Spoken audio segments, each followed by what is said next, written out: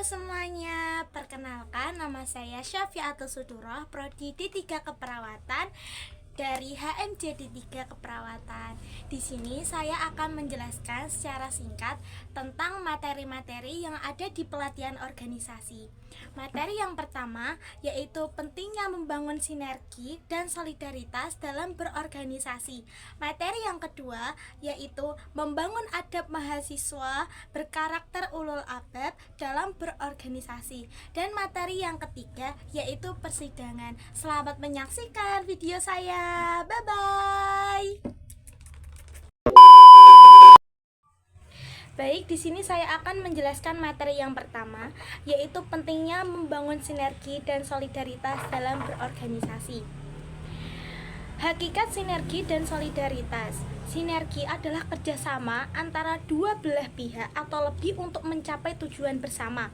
Dan solidaritas adalah rasa kebersamaan dan kesetiakawanan yang didasari oleh perasaan senasib, seperjuangan, sepenanggungan, dan kepentingan dalam suatu kelompok dan komunitas.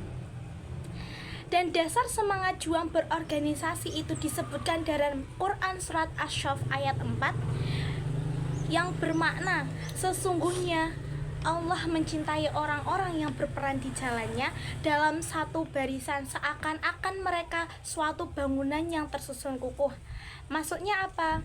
Maksud dari ayat ini tentang jihad di jalan Allah itu perjuangan di jalan Allah baik dalam bentuk fisik maupun non-fisik.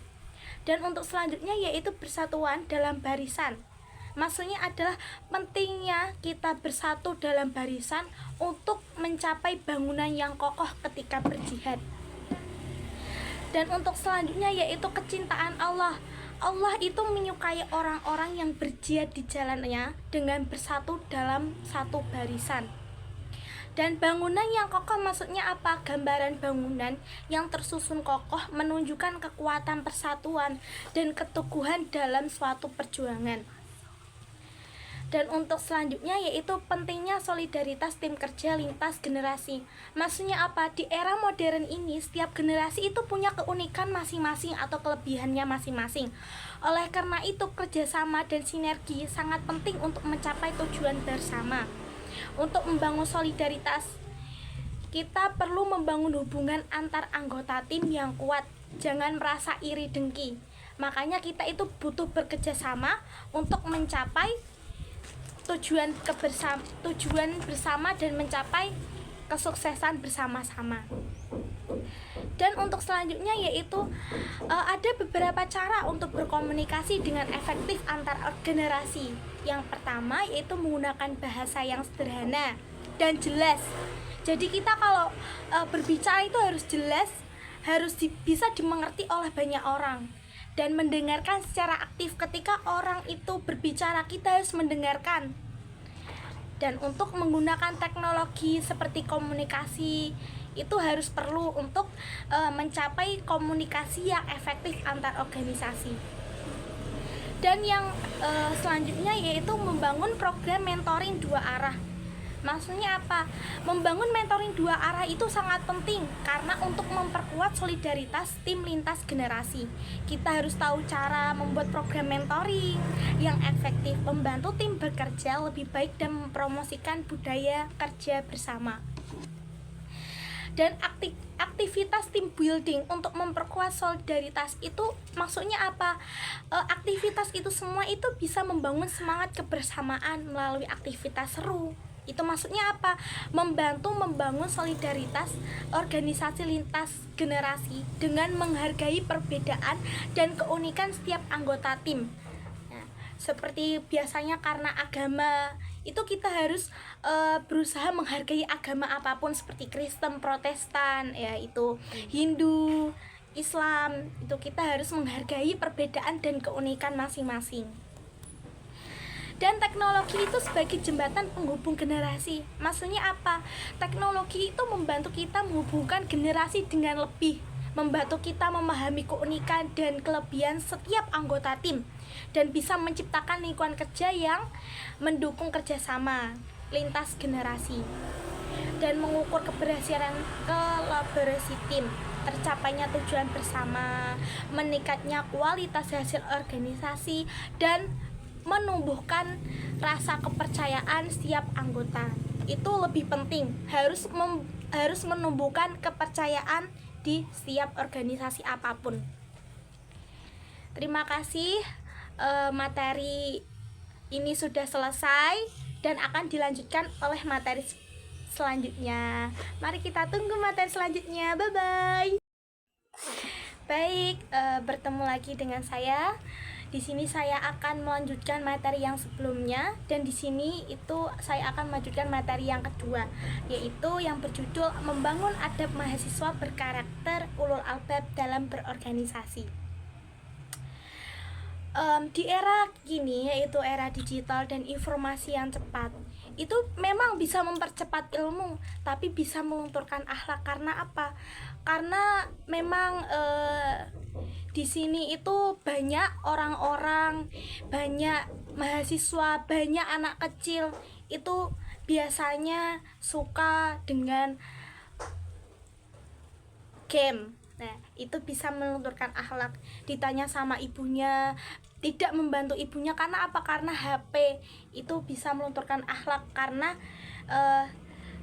sering mementingkan handphone elektronik dibandingkan kita itu membantu seorang ibu kita untuk mengerjakan sesuatu. Itu bisa melunturkan akhlak. Dan untuk selanjutnya, mahasiswa aktif organisasi. Bukan berarti mahasiswa aktif itu mahasiswa yang punya akhlak, itu salah. Karena biasanya mahasiswa yang aktif organisasi itu biasanya luntur akhlaknya. Karena apa? Karena dia itu merasa dia itu lebih pintar daripada yang lainnya. Lah itu perasaan yang sombong itu bisa melunturkan akhlak kita. Makanya kita ketika kita melakukan organisasi itu kita harus merendahkan diri kita. Karena setiap kita meninggi itu pasti kita merasa sombong, dan makanya itu bisa menurunkan akhlak. Dan untuk selanjutnya, mengapa adab itu penting? Ya, ilmu tanpa adab itu seperti cahaya tanpa penerang. Maksudnya apa? Adab itu pondasi keberhasilan dalam organisasi, dan ilmu adalah jabatan yang kita dapatkan. Tapi adab itu perlu dibangun dalam proses yang panjang. Kata bijak dari Imam Malik itu apa? Ilmu tanpa adab ibarat api tanpa cahaya. Adab itu lebih tinggi daripada ilmu. Maka kita itu harus mempunyai adab terlebih dahulu daripada ilmu. Biasanya orang yang punya ilmu yang banyak itu adabnya yang berkurang. Makanya kita itu harus meninggikan adab kita, karena adab itu lebih penting. Dan siapakah ulul albab itu? Disebutkan dalam Quran sebanyak 15 kali. Sesungguhnya dalam penciptaan langit dan bumi terdapat tanda-tanda bagi orang yang berakal, yaitu disebut juga ulul albab. Ciri-ciri ulul albab yaitu berpikir kritis, tafakur, zikir yang terus-menerus, mengaitkan ilmu dan iman, mengambil pelajaran dari sejarah dan ciptaan Allah. Dan untuk selanjutnya, ciri mahasiswa yang berakhlak ulul albab seperti apa? Tidak hanya cerdas akademik, juga spiritual dan sosial, mampu berpikir reflektif, rendah hati dalam jabatan. Maknanya itu apa? Mahasiswa bukan hanya cerdas akademik, tapi juga kokoh adab, spiritual, dan kontribusi sosial. Jadi kita sebagai mahasiswa itu harus mempunyai adab. Karena kalau ilmu itu bisa dicari, kalau adab itu tidak bisa dicari. Jika kamu mempunyai adab, ilmu akan mengikuti dirimu sendiri. Dan untuk selanjutnya yaitu hakikat adab dalam Islam. Adab yaitu tata krama lahir dan batin dalam menghadapi Allah, diri, dan sesama. Kalau adab kepada Allah itu ikhlas, jujur, amanah. Kalau adab kepada diri sendiri itu kita harus disiplin, bertanggung jawab. Dan adab kepada sesama yaitu ketika orang bercerita kita mendengar, ketika kita melihat orang tua kita menghormati, kita itu sabar. Dalam konflik sesama teman, biasanya teman itu mempunyai konflik ya, kita harus sabar menghadapi teman-teman yang sangat keras kepala, kita harus sabar menghadapi teman kita, dan kita harus menghilangkan konflik-konflik di pikiran kita terhadap teman-teman kita, dan kita harus tawaduk juga, itu juga baik. Dan karakter mahasiswa ulul albab, yaitu kita harus bertanggung jawab. Maksudnya apa? Kita menyelesaikan tugas tanpa disuruh. Biasanya itu mahasiswa itu sering kali mengundur-undurkan tugas. Nah, itu tidak baik ya. Kita harus rendah hati juga, tidak merasa paling hebat, itu tidak boleh. Kadang itu mahasiswa. Dan untuk selanjutnya yaitu membangun budaya organisasi berbasis adab, yaitu rumusan kode etik, forum evaluasi adab, mentoring karakter. Dan untuk selanjutnya langkah konkret, maksudnya adalah buat pedoman etika organisasi. Adab tidak bisa diwariskan, ia dibentuk dari kesadaran diri dan proses hidup. Dan organisasi tanpa adab itu rapuh, dan pemimpin hebat yaitu pemimpin beradab, mahasiswa ulul albab yaitu kader peradaban. Kalau bukan kita yang membangun adab organisasi, siapa lagi? Kalau bukan sekarang, kapan lagi? Mahasiswa yang unggul bukan hanya dalam CV, tapi dalam akhlak, amal, dan akal. Berorganisasi bukan ajang ambisi, tapi ladang kontribusi. Adab adalah akar, ilmu adalah pohon, dan amal adalah buahnya. Terima kasih, sekian dari materi kedua ini, dan kita akan menuju ke materi yang ketiga. Halo, kita berjumpa lagi dengan saya. Di sini saya akan menjelaskan materi yang ketiga, yaitu teknik sidang. Apa yang dimaksud dengan sidang adalah suatu pertemuan yang bersifat formal untuk mencapai suatu tujuan. Dan bentuk-bentuk persidangan itu ada konferensi, ada lokakarya, ada sarasehan, ada seminar, ada simposium. Kalian cari sendiri di Google karena itu banyak banget. Dan untuk selanjutnya ada dan untuk selanjutnya ada peserta sidang, yaitu peserta yang ditunjuk khusus dan didelegasikan untuk mengikuti jalannya persidangan dari awal hingga akhir. Dan peserta hanya ditunjuk sebagai pengamat dan tamu undangan. Dan jenis-jenis sidang, ada sidang pleno, ada sidang komisi, ada sidang paripurna. Kalian kalau kuliah, kalian harus tahu tentang 3 sidang ini, dan banyak banget penjelasannya. Kalian cari sendiri di Google. Dan ada letak tempat sidang. Ya, nomor 1 itu ada bentuk U. Dan nomor 2 yaitu bentuk lingkaran, dan nomor 3 berbentuk banjar, dan 4 adalah bentuk komisi. Mekanisme persidangan itu yaitu pembukaan sidang, penyepakatan agenda sidang, pembahasan tata tertib, pembacaan, pengesahan, pembahasan agenda, pemilihan presidium tetap. Dan mekanisme pengambilan keputusan yaitu dilaksanakan melalui musyawarah untuk mufakat. Jadi ketika melaksanakan sidang, kita harus pertama kali musyawarah, karena sidang itu harus musyawarah. Dan untuknya selanjutnya yaitu istilah dalam sidang, yaitu adalah quorum, skorsing, interupsi, pending, walkout. Kalian cari sendiri di Google. Dan ada interupsi dalam sidang, yaitu point of order, point of information, dan point of solution, point of clarification, point of privilege, rehabilitation, dan point of view. Dan untuk selanjutnya yaitu peserta sidang. Hak bicara itu untuk bertanya, mengeluarkan pendapat, dan mengajukan usulan kepada pimpinan, baik secara lisan maupun tertulis.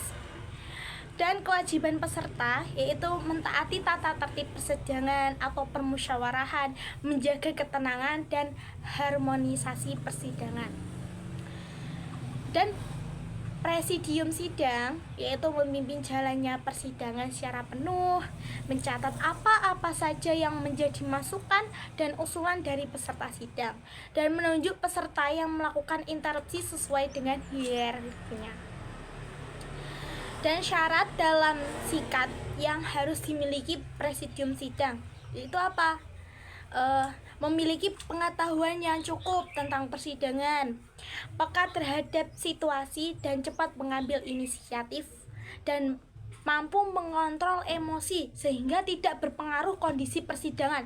Jadinya kalau kita hadir di persidangan, kita harus mengontrol emosi kita agar tidak ada kericuhan dalam setiap persidangan itu. Dan untuk selanjutnya yaitu ada tata tertib, yaitu hasil kesepakatan seluruh peserta pada saat persidangan dengan memperhatikan aturan umum organisasi dan nilai-nilai universal atau disebut norma. Dan peserta yaitu yang tidak memenuhi persyaratan dan kewajibannya ditentukan dalam tata tertib persidangan akan dikenakan sanksi dengan mempertimbangkan syarat dan usulan peserta. Jadi setiap persidangan itu harus ada tata tertib dan ada sanksi. Untuk apa? Untuk bisa melancarkan organisasi, melancarkan persidangan tersebut.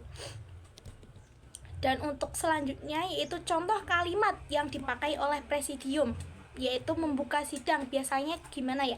Dengan menyebut nama Tuhan yang Maha Esa, sidang pleno atau musyawarah besar keluarga mahasiswa Universitas Islam Sultan Agung saya nyatakan dibuka. Tak tak tak tak tak ya, biasanya itu. Dan untuk menutup sidang itu biasanya gimana? Dengan menyebut nama Allah, sidang pleno musyawarah besar keluarga mahasiswa Universitas Islam Sultan Agung Semarang saya nyatakan tutup. Tok tok tok tok. Biasanya begitu. Etika persidangan yaitu berpakaian rapi dan sopan. Tidak boleh memakai pakaian yang compang-camping, itu tidak boleh. Dan harus berbicara atas izin pimpinan sidang. Jadi kita kalau kita mengikuti persidangan, kita harus mematuhi peraturan tata tertib persidangan tersebut.